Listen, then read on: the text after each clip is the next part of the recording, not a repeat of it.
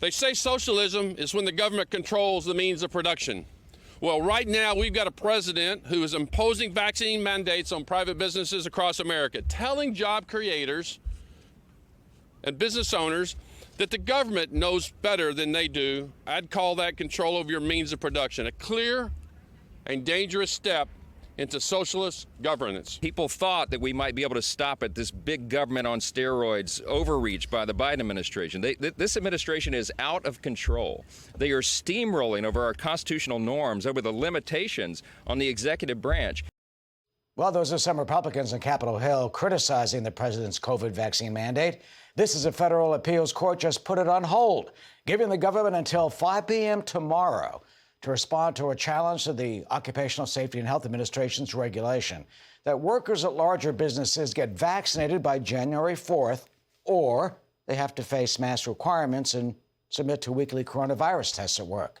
But the Biden administration says the law will eventually be upheld. The Solicitor General saying the Department of Labor, quote, is confident in its legal authority to issue the emergency temporary standard on vaccination and testing.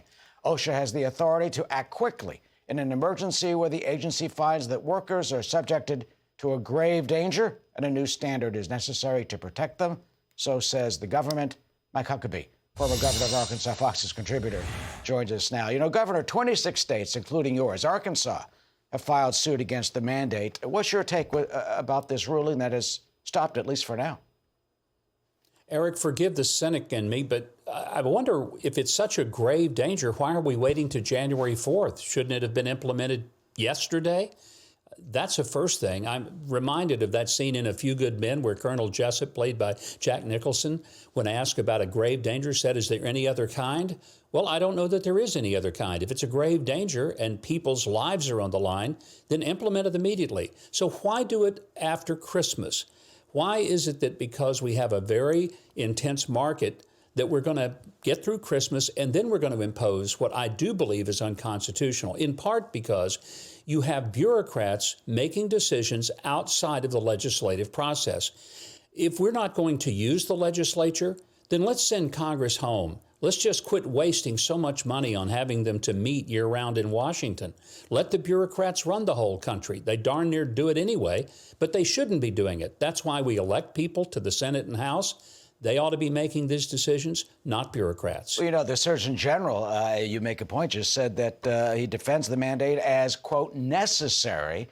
So one would think, look, 750,000 of our fellow Americans have died. Coronavirus is still out there.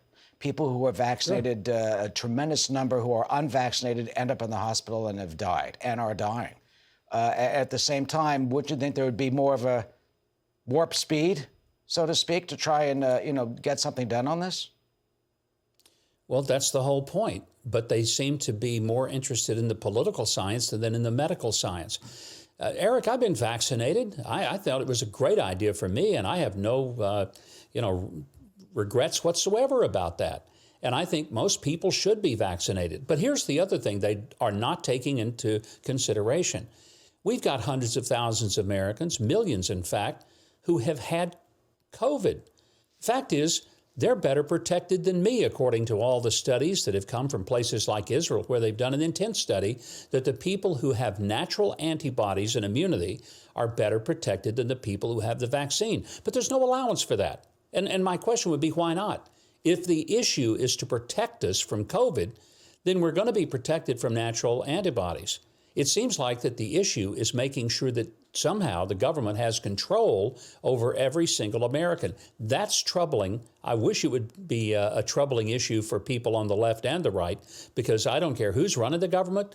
They don't need to be mandating things that they truly don't understand and in which they change their own rules every other week. Well, they also say that those, who have immunity have less immunity than if you get the vaccine at the same time. But you do point out about government control. Look, but control, you got polio. I mean, if you drive on the right side of the road, you're not allowed to drive on the left. You're going to have a head-on. I mean, there are regulations that the government puts in for health purposes to protect public health. So some would say, why, if you don't want to have a vaccine, fine, that's your right, but then wear a mask at work or agree to weekly testing. Well, I think it's a little bit different when you say driving on the right side of the road, because then you endanger other people who are abiding by the law. If I'm vaccinated, the person who's not vaccinated really is not a big threat to me. The COVID issue is a threat to them for not getting vaccinated or not having antibodies. But I respect that people have a choice to do crazy things. I don't ride motorcycles, and if I did, I certainly would use a helmet. But there are people who like to ride motorcycles and they don't like to use a helmet, and so we allow them to do that. People get to make some choices as Americans. It's part of the liberty that we enjoy. So if we want to have the government being, our mom and dad and kind of wet nurses through our entire adult lives, we're going to live a very different kind of experience than Americans have up until now. Finally, I mean, is it okay from your point of view that either you get vaccinated or if you're not vaccinated, that it is appropriate for government or your employer to tell you to wear a mask and submit to weekly testing? I think that's an employer decision. One thing I disagree with some of my fellow Republicans about, I'm a free market guy, I'm a private sector guy. So if the employer makes this decision, I got no problem with that. That's an employer's right to make. Where I have a problem with it is when the government starts telling the employer to do something that is going to be very costly and cumbersome, and suddenly you have even additional cost hoisted upon that employer. And right now, people are barely making a living as it is. So I'm just wondering, when they talk about the grave danger, is there a more grave danger than someone losing a job because some pencil-neck bureaucrat in Washington decided to just go completely all out? And here's something I'd love an answer for. The other day, Rachel Walensky, head of the CDC, could not even tell us how many people in her own agency had been vaccinated. So it looks like if they're going to impose rules on private sector Americans, they might want to start by imposing them on the people in government bureaucracies. Well, I'm glad you're vaccinated. I'm vaccinated, just got my booster, and I would urge all of our viewers, if you can, to get vaccinated.